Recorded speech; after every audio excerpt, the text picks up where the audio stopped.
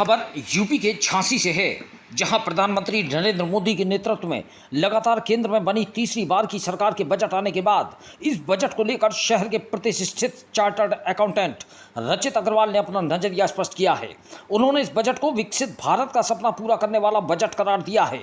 Chartered accountant रचित ने बताया कि इस बजट को आने वाले 30 वर्षों को ध्यान में रखते हुए तैयार किया गया है। यह बजट सशक्त भारत के निर्माण वाला बजट इसलिए है क्योंकि इसमें तमाम प्राविधान ऐसे किए गए हैं जिससे हमारा देश विकसित राष्ट्रों की श्रेणी में शामिल होने के लिए कई कदम बढ़ाएगा। उन्होंने कहा कि विश्व के कई देशों से तकनीकी मामलों में हम प्रतिद्वंद्विता करना चाहते हैं, लेकिन उन तकनीकों से संबंधित संसाधन हमारे पास उपलब्ध नहीं है।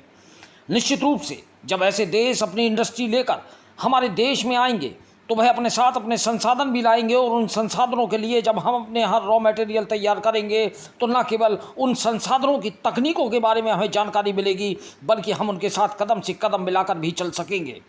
उन्होंने कहा कि बजट में जो प्राविधान किए गए हैं उसमें सबसे ज़्यादा फोकस युवाओं व महिलाओं के साथ साथ स्किल्स पर भी किया गया है। देखने में भले ही यह बात छोटी लग रही हो कि विश्व की 500 बड़ी कंपनियों में देश के युवाओं को इंटर्नशिप करने का मौका दिया जाएगा, लेकिन इसके दूरगामी परिणाम जब आएंगे तब सबको ये महसूस होगा कि छोटे कस्बों से निकले हमारे युवा उन कंपनियों में इंटर्नशिप करने के बाद नौकरी कर रहे हैं जो कंपनियां पहले से ही 4-4, 5-5 करोड़ लोगों को विश्व में रोजगार दिए हुए हैं।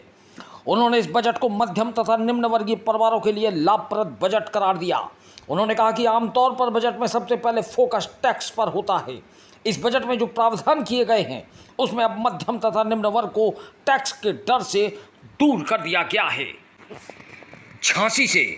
दीप न्यूज के लिए दीपक चंदेल की रिपोर्ट। देखिए, बजट के बारे में अगर कहा जाए तो पहली चीज़ तो ये मोदी 3.0 का पहला बजट है। तो निश्चित रूप से ये जो बजट है ये आने वाले 5 वर्षों की नींव रखने वाला बजट है। और अगर हम कहें ये आने वाले 5 वर्षों के लिए नहीं, ये आने वाले शायद 30 वर्षों की सोच को लेके बजट बनाया गया है।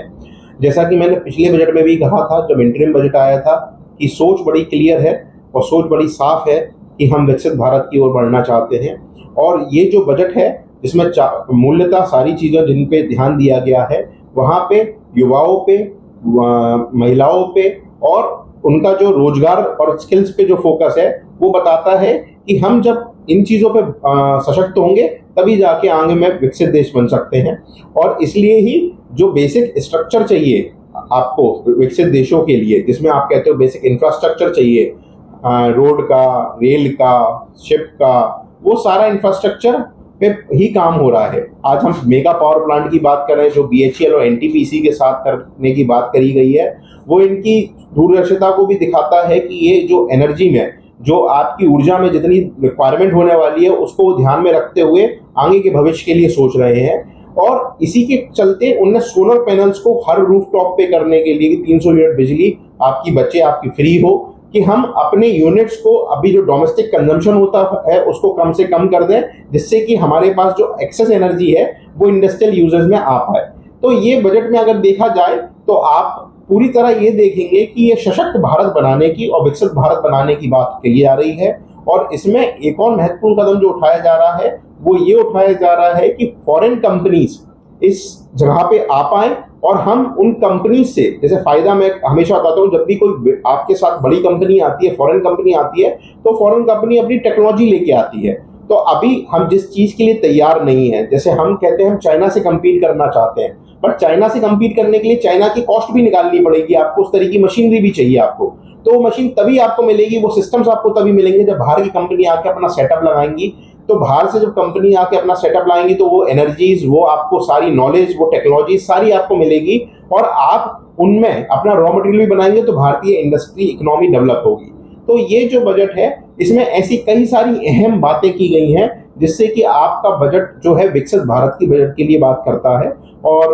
अगर मैं रोजगार के बारे में बात करूं तो उनने एक बहुत बड़ी बात कही है जिसमें अभी बहुत छोटी सी लगती है वो, क्योंकि हम जब टर्म्स में और मतलब फिगर्स में पढ़ते हैं तो फिगर्स बहुत छोटे से लगते हैं, लेकिन 500 भारत की सबसे बड़ी कंपनियों में इंटर्नशिप प्रोग्राम एक बहुत बड़ा सराहनीय कदम है। शायद मैं और हमारे जो बच्चे हैं, जैसे हम छोटे शहरों के जो बच्चे होते हैं उनको वो अपॉर्चुनिटी ही नहीं मिल पाती कि हम बड़े शहरों की कंपनी में सीधे जाके इंटरव्यू दे दें और हम पास हो जाएं और इंटरव्यू के चलते हमें नौकरी मिल जाए। लेकिन इस इंटर्नशिप प्रोग्राम से हमारे पास हमारे बच्चों को वो अपॉर्चुनिटी मिलेगी, उन युवाओं को अपॉर्चुनिटी मिलेगी कि 12 महीने प्रैक्टिकल एक्सपीरियंस करके, प्रैक्टिकल एक्सपोजर में उस जगह पे काम करके उस इंडस्ट्री के बारे में, जो वर्ल्ड क्लास कॉर्पोरेट इंडस्ट्रीज हैं उनमें काम सीख के आएंगे। तो वहां पे 500 इंडस्ट्रीज जो अपने आप में 3-4 करोड़ लोगों को एम्प्लॉयमेंट देती हैं, वो आज हमारे भारत में और ज्यादा रोजगार पैदा कर सकती हैं।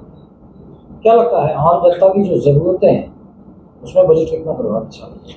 अगर हम आम जनमानस की बात करें तो आपका बेसिक, पहले हमेशा जब भी बजट आता है तो सबसे पहले सबका जो ध्यान आकर्षित किया जाता है वो होता है उनके टैक्स पे। तो अगर हम टैक्स की बात करें तो हर सैलरीड क्लास और नॉन सैलरीड क्लास के लिए इस टैक्स मतलब स्लैब्स में चेंजेस करने से छोटे जो तबके का है, जिसमें 10 लाख से कम की आय वाले लोग हैं, उन पे बहुत बड़ा फर्क पड़ने वाला है। क्योंकि अगर आप 10 लाख से कम की आय में 17,500 रुपये का टैक्स बचता है तो वो बड़ा टैक्स बचाव माना जाना चाहिए, ना कि छोटा टैक्स बचाव। और उसके साथ साथ आप फ्री भी हो रहे हो, क्योंकि न्यू टैक्स रिजीम में एक फायदा ये भी हो गया कि अब आप बाध्य नहीं हो कि आपको 80C में इन्वेस्टमेंट करना है, आपको LIC पॉलिसी लेनी पड़ेगी, तभी आपका टैक्स बचेगा। तो उन चीज़ों से जो बचाव हो गया कि अब आप फ्री हो, कि आपको ऐसा कुछ नहीं है कि 80C में इन्वेस्टमेंट करोगे तभी आपका टैक्स उतना लगेगा। उस चीज़ से बचने से फायदा क्या हो गया कि आप अपना पैसा जहां आपको रिटर्न ज़्यादा मिलता है वहां पे इन्वेस्ट कर सकते हो। तो 2 तरीके के फायदे हुए, एक तो आपका टैक्स कम हुआ, दूसरा आपका पैसा फ्री हो गया जो आप अपनी मर्जी से जहां चाहे इन्वेस्ट कर सकते हो और ज़्यादा रिटर्न कमा सकते हो। तो निश्चित तौर पे ये बेनिफिट सिर्फ 17,500 का नहीं रह जाएगा। ये पैसा जो आपका फ्री हो रहा है, जो आप और कहीं इन्वेस्ट कर सकते हो, वो आपका रिटर्न जो 4-5-6% देता था वो 10-12% देगा, तो वो भी आपके लिए बेनिफिट में ऐड होगा। इसके अलावा जो स्टैंडर्ड डिडक्शन है वो सैलरीड पर्सन के लिए 75,000 हो जाना, फैमिली पेंशन 25,000 रुपये हो जाना, ये सारे जो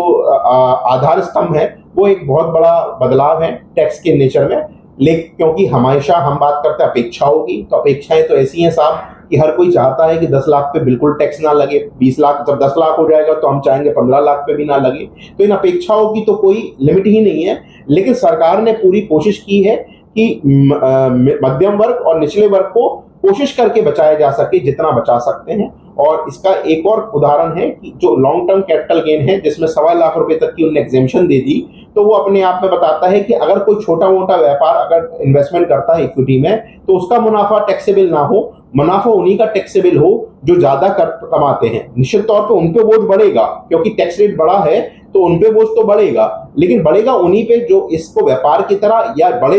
लेवल पे कर रहे हैं, जो साल में 4 लाख रुपए से ज्यादा कैपिटल गेन कमाते हैं, उन पे टैक्स बढ़ जाएगा। लेकिन जिनका 4 लाख से कम का कैपिटल गेन होता है उनका लगभग वही टैक्स आएगा, और जिसका 4 से और कम हो जाता है, 3 लाख से भी होता है, तो उसका असर कम होगा, उसका टैक्स कम बढ़ेगा, क्योंकि 1.25 लाख की एग्जेम्पशन मिल गई। तो ये एग्जेम्पशन असेस करने वाले जिसका जो नजरिया होता है वो उस नजरिए से देखेगा। तो ये एक कोशिश की गई है जिसमें इनइक्वालिटी पे अफेक्ट किया जा सके, जो ज्यादा कमाता है उस पर ज्यादा टैक्स लगे और जो कम कमाता है उस पर टैक्स का भार थोड़ा कम हो जाए।